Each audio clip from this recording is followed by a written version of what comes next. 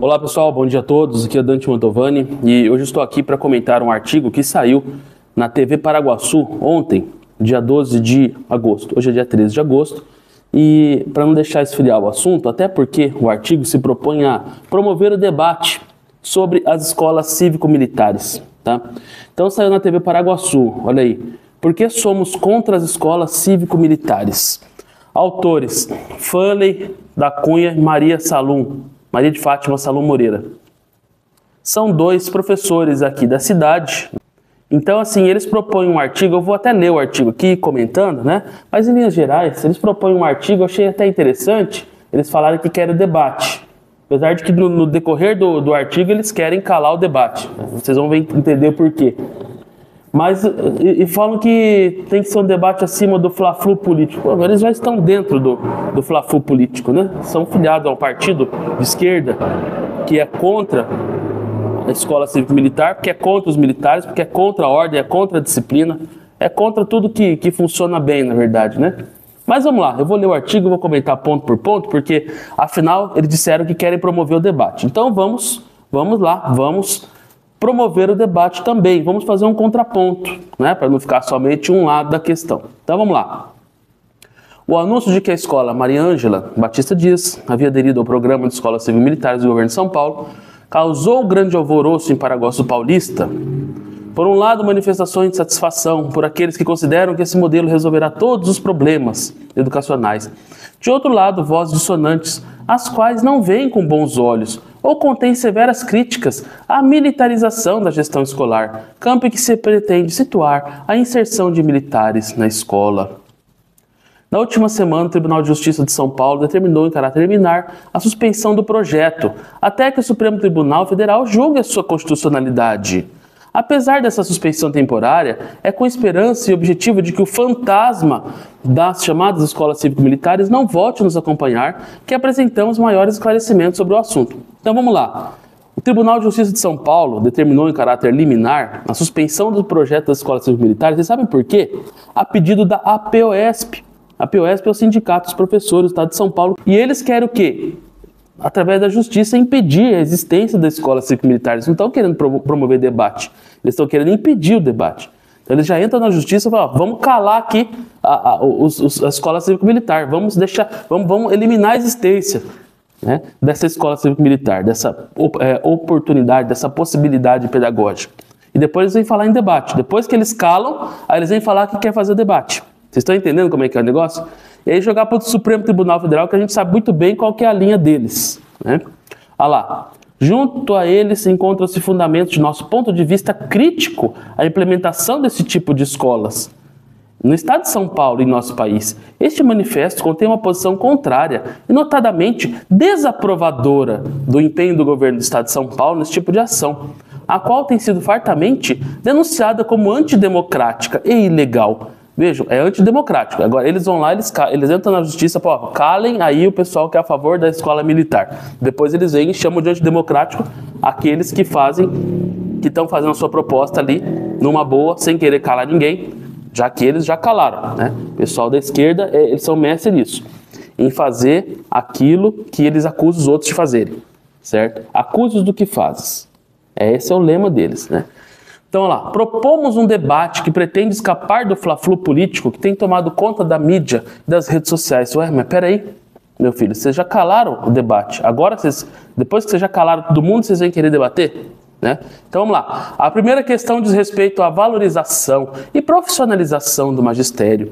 Os profissionais da educação não podem prescindir do exercício de seu ofício. Pois é, mas ninguém está propondo isso. Ninguém falou, ninguém que defende a escola cívico-militar chegou e falou para os professores, vocês precisam prescindir do seu ofício, vocês não vão mais dar aulas. Muito pelo contrário, todos os professores vão continuar dando aulas.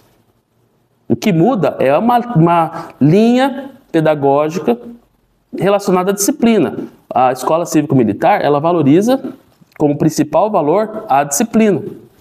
Professores e gestores não podem abrir mão do exercício legítimo de suas atribuições profissionais. São os profissionais da educação que detêm as habilidades, competências, ferramentas, reflexões, acúmulo de experiências e formação que podem fazer a diferença na escola.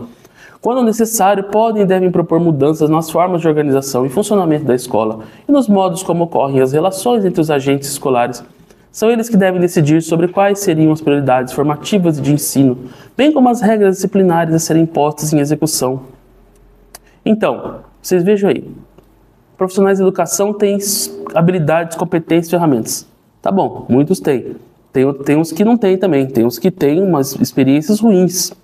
Tá? Tem acúmulo de experiências muito ruins, tem formação muito ruim. A formação de professores hoje no Brasil é muito ruim. Tá? É muito ruim. Por quê? Porque justamente as faculdades foram tomadas por ideologias, principalmente ideologias de esquerda, tá certo? Que visam formar o quê? Militantes e pessoas que vão lá para as escolas para formar mais militantes ainda nas escolas. Militantes de causa esquerdista, né? A agenda cultural da esquerda, que é a destruição da família, é a valorização do quê? Valorização de comportamentos rebeldes, indisciplina, estímulo ao uso de drogas, né? Porque quando você não tem disciplina, o que acontece? Essa criança, esse jovem, ele vira uma presa fácil da droga, não respeita pai, não respeita mãe, não respeita professor, vai respeitar quem? O traficante. Tá entendendo? Então tudo é voltado para isso. Ó, quando necessário, pode e deve propor mudanças nas formas de organização e funcionamento da escola e no modo como ocorrem as relações entre os agentes escolares.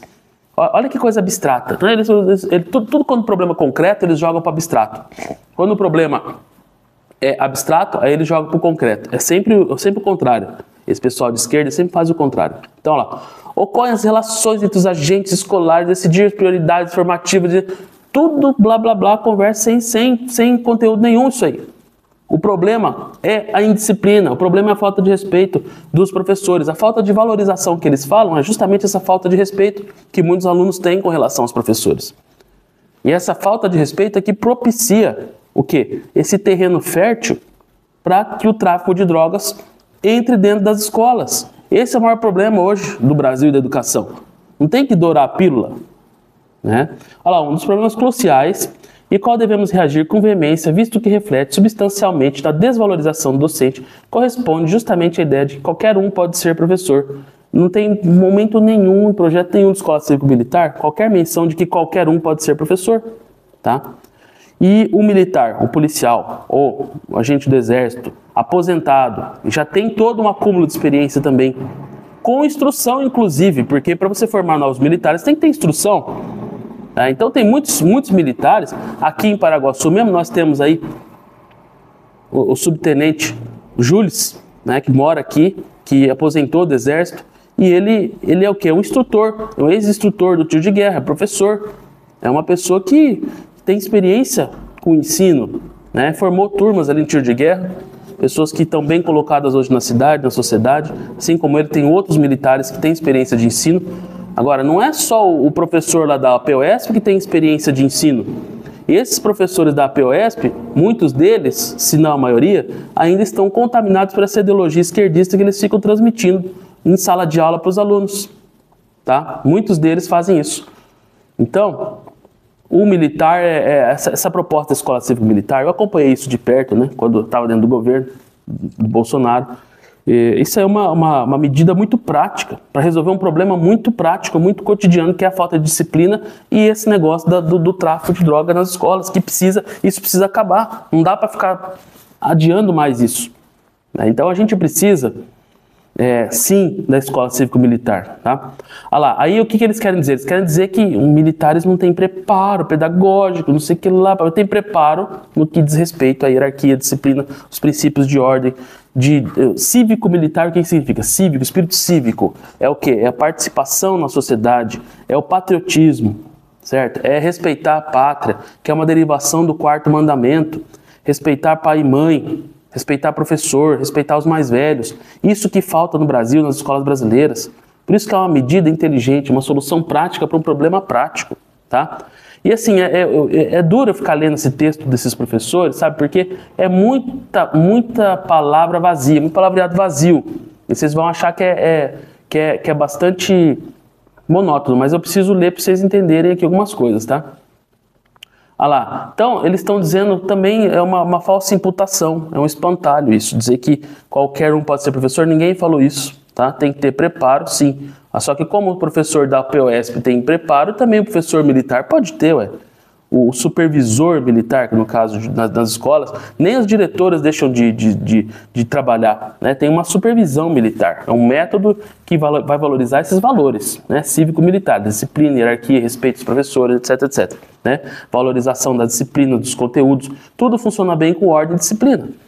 Então, por que tantos pensam que podem intervir ou ensinar aos profissionais da educação como devem gerir as suas escolas? Ora, porque vocês estão gerindo muito mal, meus amigos. Vocês estão gerindo muito mal. O povo sai, entra na escola, tá? Fica lá 10, 11, 15 anos e sai analfabeto. Vocês acham que vocês estão tendo bom resultado, meus amigos? O resultado está péssimo. O Brasil pega o último lugar nos exames de educação no mundo. Sempre o Brasil é o último lugar, ou um dos últimos. Então é óbvio que não está dando certo esse negócio. Se não está dando certo, tem que tentar uma coisa diferente. Não está dando certo, vocês ficam sempre fazendo a mesma coisa, com essa conversinha furada. Né?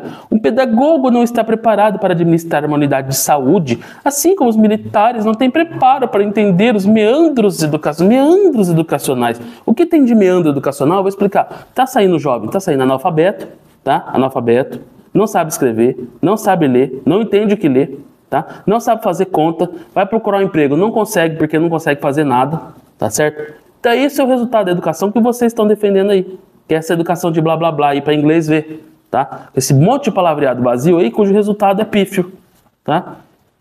Então, olha lá, os militares já têm importantes atribuições e devem se ater a elas, cabendo aos profissionais da educação a responsabilidade pelos cuidados com a educação.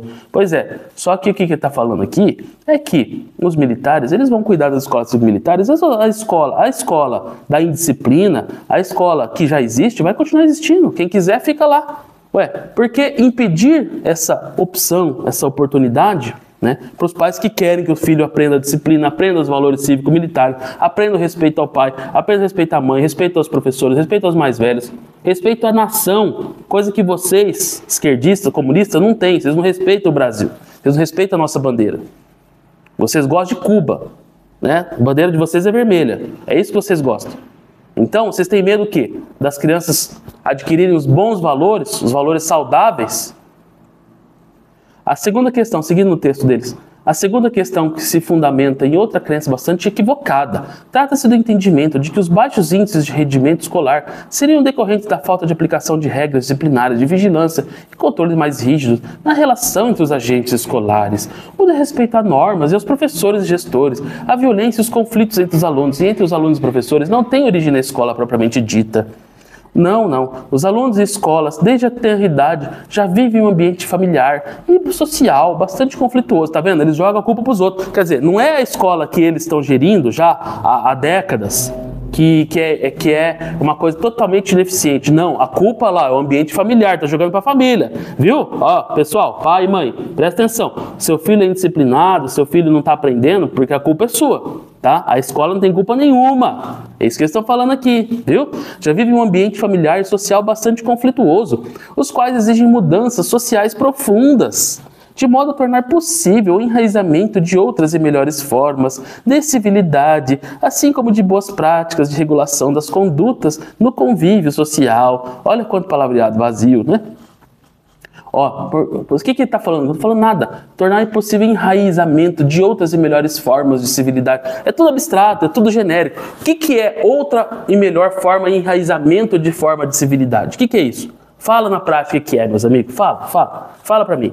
Qual que é a outra forma de civilidade que é melhor que a disciplina, que a hierarquia, que o respeito aos valores pátrios?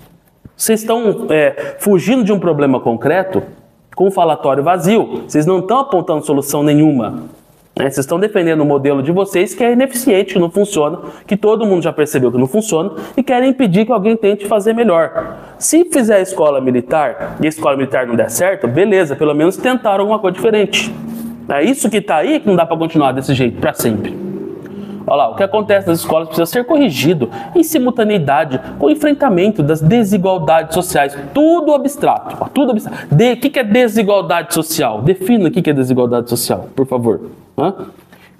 em termos de privações de diversas ordens, de necessidades sociais e humanas básicas.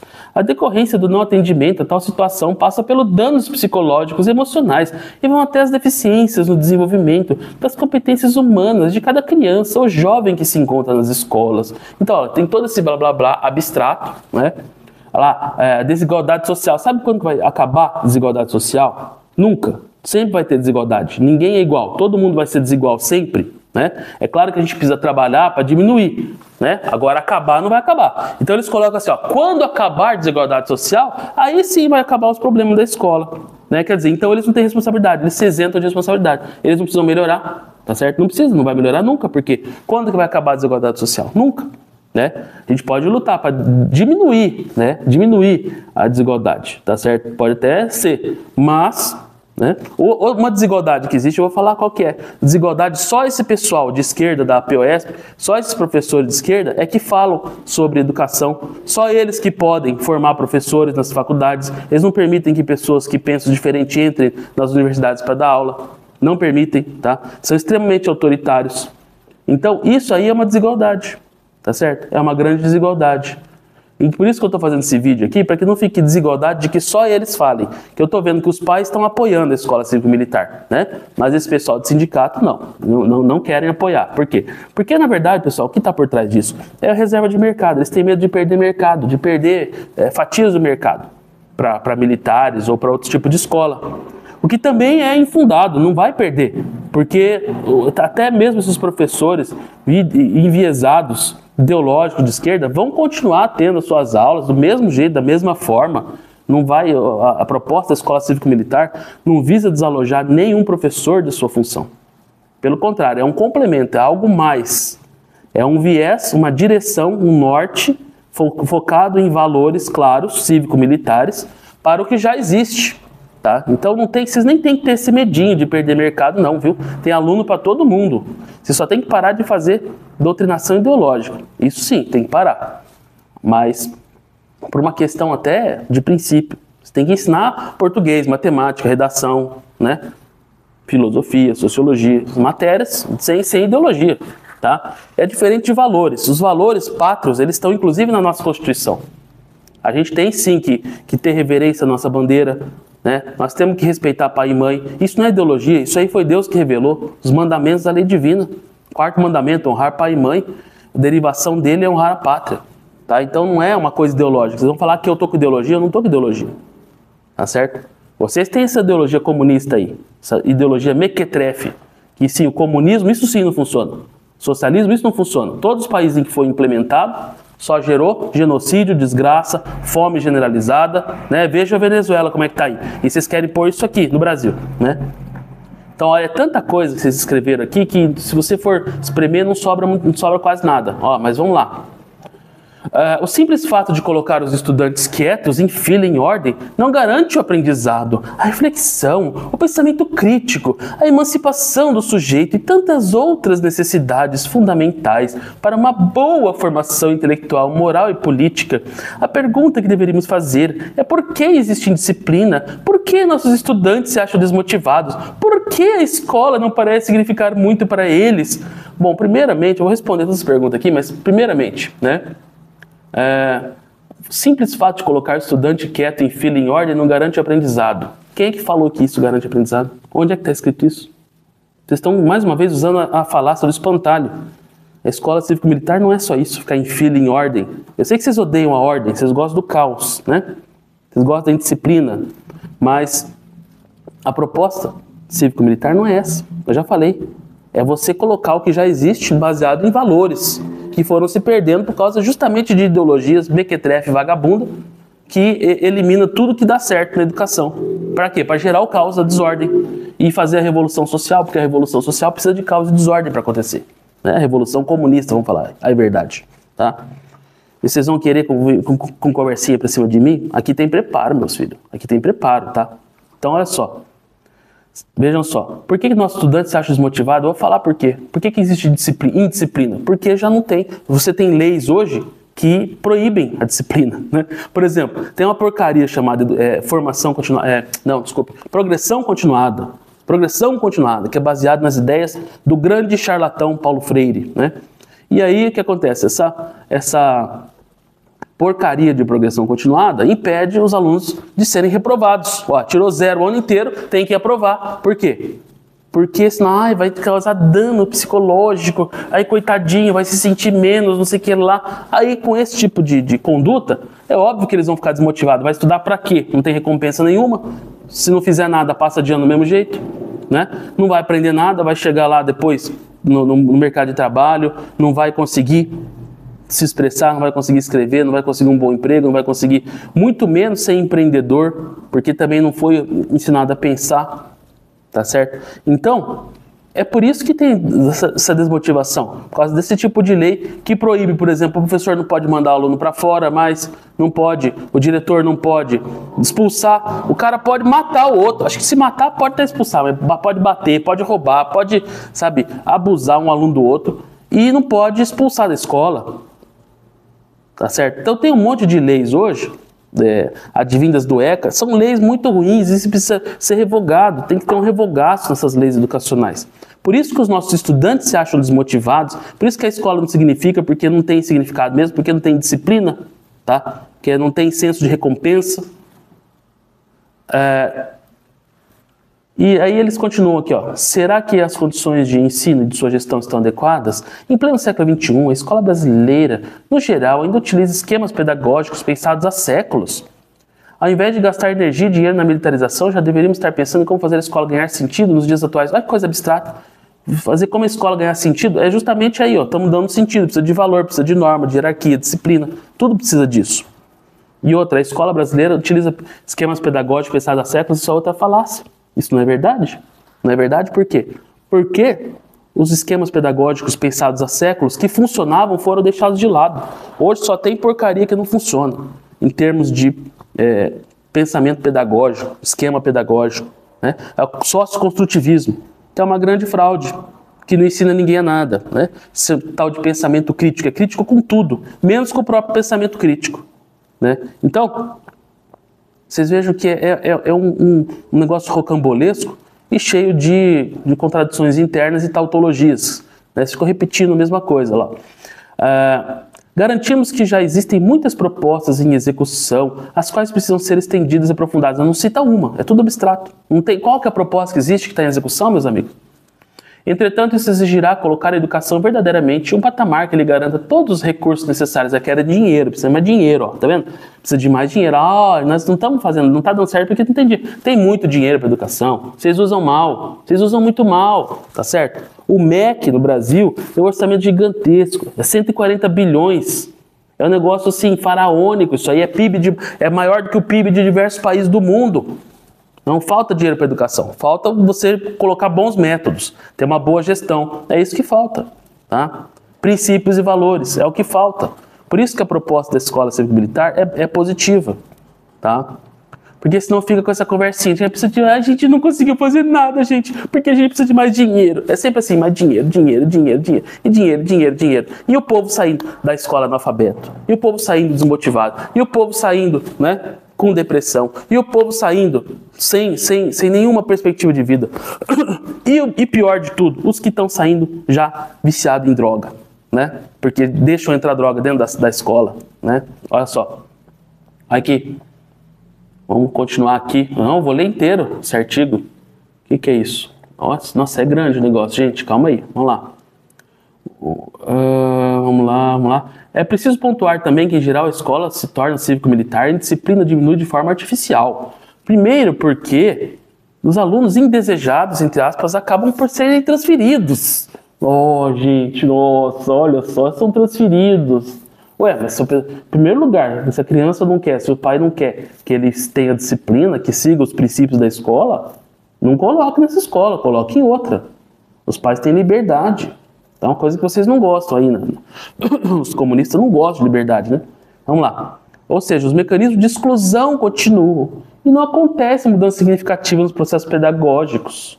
Segundo, porque temos visto que, em geral, assim que os estudantes saem da escola e se veem livres da coerção ou vigilância, acabam por retomar de forma mais ostensiva ainda seus antigos comportamentos Isso aqui é genérico, abstrato. Qual que é o nome? Cita o nome de um aluno ou de um estudo, de uma pesquisa que fale isso aqui. Isso aqui é o achismo na cabeça de vocês.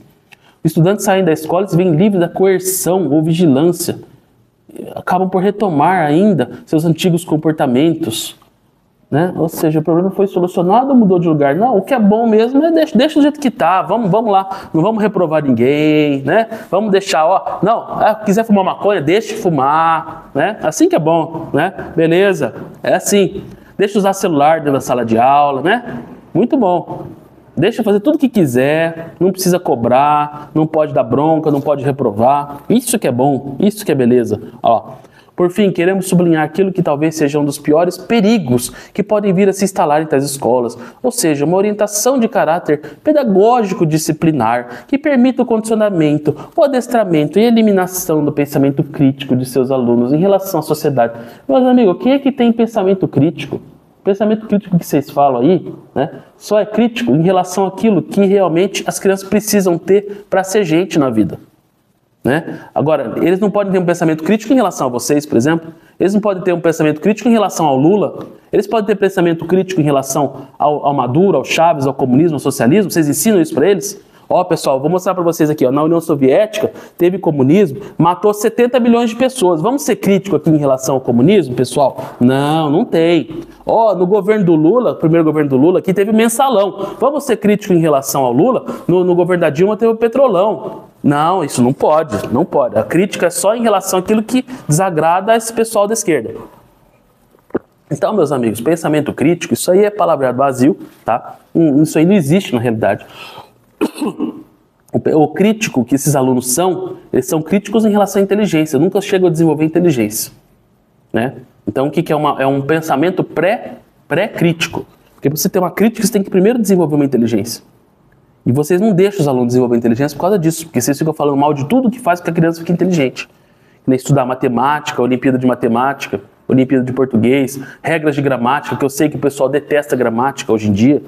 Isso tudo que deixa inteligente, aí vocês são críticos. Né? Agora, com relação à sociologia vagabunda de esquerda, não tem pensamento crítico nenhum. É tudo sem amém, amém, amém. Né? Vamos lá. A escola é o lugar de debate dos aspectos contraditórios da realidade. E quando é que vocês admitiram contraditório? Acabei de falar, só pode comunismo, só pode esquerdismo. Só isso que é permitido nas escolas. Presença de ideias múltiplas é na escola, por meio dela, que os estudantes podem entrar em contato com os tipos de visão do mundo. E a partir daí estabelecer seu próprio pensamento. Ah, é? Então tá bom, eu vou doar para todas as escolas aqui, todas as escolas da cidade, os livros do Olavo de Carvalho. Vou doar um livro por escola. Vocês vão aceitar o livro? Pode livro do Olavo de Carvalho? Pode livro de quem não é de esquerda? Então beleza, eu vou doar, hein? Tá feito o compromisso aqui. O pensamento uniforme contribui para o totalitarismo. Não diga. O pensamento uniforme contribui para o é exatamente o que você defende. Pensamento uniforme. Não pode ter o diferente. Não pode ter isso como uma escola cívico-militar em Paraguaçu. Tem que ser tudo igual. Tem que ser pensamento uniforme, igual o nosso aqui, ó, da POS, da esquerda, do sindicato de esquerda, né? Olha lá. O qual impõe as ideias e cerceia a liberdade. Gente, olha aqui. A educação como prática da liberdade abre espaço para a formação de sujeitos críticos, capazes de mudar o mundo e criar outras realidades. Que coisa linda, né? É só palavreado vazio, né? Sujeito crítico. Mostra para mim um sujeito crítico que é capaz de mudar o mundo e criar outra realidade. Quem é que muda esse mundo desse jeito, com esse tipo de mentalidade que vocês estão criando aí? Pessoa que não sabe ler, não sabe se expressar, não sabe fazer conta, vai mudar o quê? Vai virar escravo do sistema. Vocês dizem que são contra o sistema, vocês estão criando escravos para o sistema. São pessoas que não desenvolvem inteligência. Por quê? Porque vocês estão insistindo em métodos errados que dão errado já há décadas, e quando alguém quer fazer uma coisa certa, vocês vêm com esse tipo de conversinha furada aí, tá? Por motivos óbvios, militares são formados a partir de pressupostos hierárquicos e de obediência. Vivem sob uma rígida estrutura, oposto ao mundo dinâmico e mais aberto, pelo qual a escola deve se pautar. Por que a escola deve ser aberta desse jeito? Não é o que os pais pensam, não é o que a sociedade exige. Estamos cansados de tanta abertura a coisa que não presta. Coisa que não presta não tem que ter abertura. Quanto mais dúvidas e questionamentos, mais aprendizados deverão ocorrer. Que lindo. Então nós estamos colocando em dúvida isso aí que você está falando. Vamos aprender sobre a escola cívico-militar antes de falar esse monte de preconceito. Vocês estão desfilando preconceitos contra a proposta. Vocês não conhecem a proposta. Ou se conhecem, estão distorcendo, né? Aprender exige curiosidade, proatividade, esforço, busca e envolvimento. Em nossa concepção, aprender não é apenas receber passivamente informações e reproduzi-las. Aprender significa interagir com o mundo, usando ativamente a observação, a interrogação e a reflexão, de modo que cada um possa transformar-se em um ser ativo na construção do seu próprio conhecimento. Olha, gente, que coisa mais linda. Ó, vamos pegar esse palavreado, vamos aplicar a ideologia deles. Ó. Olha só, aprender não é receber passivamente informações. Então, quando você for aprender lá que o Lula é maravilhoso, que a Dilma é maravilhosa, que o PSOL, né, que a esquerda, Mário Chaves, Maduro, Karl Marx, Che Guevara é um ídolo, né? Tudo que você aprende isso na escola, vamos questionar, vamos interrogar, vamos fazer uma reflexão. Será que eles são isso mesmo? Né?